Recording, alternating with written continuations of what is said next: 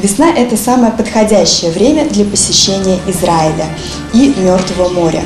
Это самое уникальное место на Земле. Температура весной около 28-30 градусов. Очень сухой климат. В воде содержится 30% солей магния, натрия, кальция и других солей. Здесь отсутствуют практически живые организмы. На Мертвом море лечат кожные заболевания, суставы.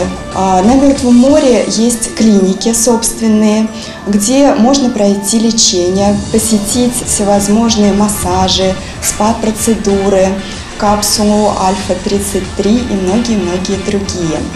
Можно посетить Иерусалим, Тель-Авив, Красное море, потому что Израиль находится на 3 морях. Это Средиземное, Красное и, конечно, Мертвое.